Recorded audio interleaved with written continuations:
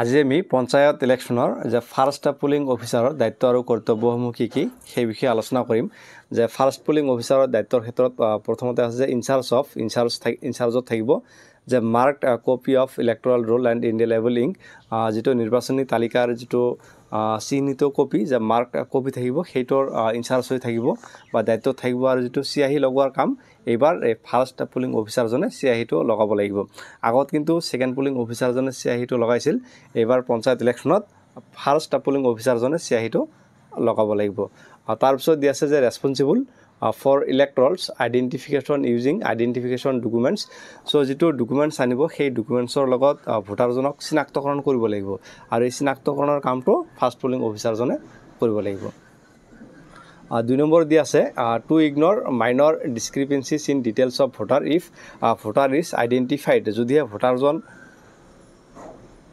চিনাক্তকৰণ হয় তেতিয়া আৰু সেই চিনাক্তকৰণত যদি সৰু সুৰা কিবা যদি ভুল থাকে তেতিয়া হলে সেই ভুলবোৰ ইগনোৰ কৰিব লাগিব So next ইয়াৰ পিছত দি আছে পইণ্ট কেইটা আছে shall ask for the name of the elector আৰু ভোটাৰজনৰ নামটো খুদিব লাগিব আৰু দুই নম্বৰ পইণ্টত দি আছে যে shall identify elector with identification documents আৰু সেই ভোটাৰজন হয়নে নহয় হেতু যেটো ডকুমেন্টস আনিব সেই ডকুমেন্টসৰ লগত হেতু চিনাক্তকৰণ কৰিব লাগিব আৰু 3 নম্বৰত যেটো দি আছে যে shall read aloud আৰু ডাঙৰকৈ ক'ব লাগিব যে সিৰিয়াল নম্বৰ আৰু নামটো ডাঙৰকৈ ক'ব লাগিব যাতে যিজন সেকেন্ড পুলিং অফিচাৰ থাকে সেই সেকেন্ড পুলিং অফিচাৰজন শুনা পায় আৰু তাতে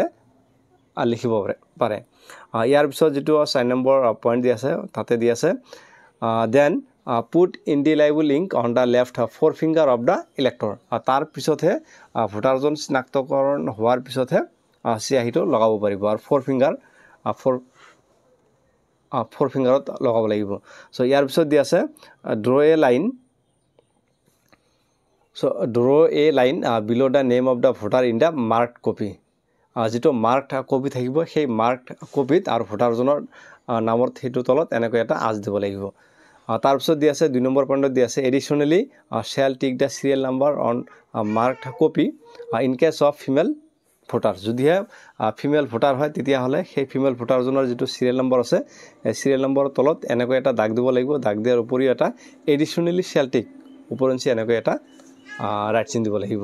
সো ইয়াৰ পিছত দি আছে যে 3 নম্বৰ দি আছে maintains a record of number of male and female electors voted আৰু যিমানখিনি মানুহ ভোট দিব তাৰে যিবোৰ মেল আৰু ফিমেল আছে সেপাৰেট কৈ হেবোৰ মেইনটেইন কৰিব লাগিব সো ইয়াৰ পিছত দি আছে ডিউটিজ তাৰ পিছত ভেৰিফাই সো এটো ভেৰিফাই কৰিব লাগিব verify the identify proof with EPIC PVS এটো দি আছে আৰু 5 নম্বৰ পইণ্টত দি আছে যে please wipe the finger of the elector as there may be oil or grease যেটো আঙুলিত আপোনালোকে চিয়াহী লগাব সেই আঙুলিটো যদি তেল বা গ্ৰীজ জাতীয় বস্তু লগোৱা থাকে তেতিয়া হলে মুছি দিব লাগিব দিয়াৰ পিছতহে চিয়াহীটো লগাব লাগিব ইয়াৰ পিছত দি আছে সো যদিহে মেল ভোটাৰ হয় তেতিয়া হলে আজডাল কেনেকৈ দিব মেল ভোটাৰ হলে সো মেল ভোটাৰ হলে নামৰ তলত জাস্ট এনেকৈ এডাল আজডাল দিব ইয়াতে দিয়া আছে আৰু যদি ফিমেল ভোটাৰ হয় তেতিয়া হলে কেনেকৈ আজডাল দিব হয়তো ইয়াতে ধুনিয়াকৈ ইয়াতে মেনশন কৰি দিয়া আছে ফিমেল ভোটাৰ হলে নামৰ তলত আজডাল দিব তাৰ ওপৰঞ্চি এটা ৰাইট চিন দিব সো ইয়াৰ পিছত চিয়াহীটো লগাব কেনেকৈ হেতু দিয়া আছে আৰু তাৰ আগত দিয়া আছে যে আইডেন্টিফিকেশন ডকুমেন্টস এটা কি ডকুমেন্টস আপোনালোকে চিনাক্তকৰণ কৰিব ভোটদাতাজনৰ সো ইয়াতে দিয়া আছে আপোনালোকে এখিনি পঢ়ি লব সো সোৱাৰ পিছত ইয়াতে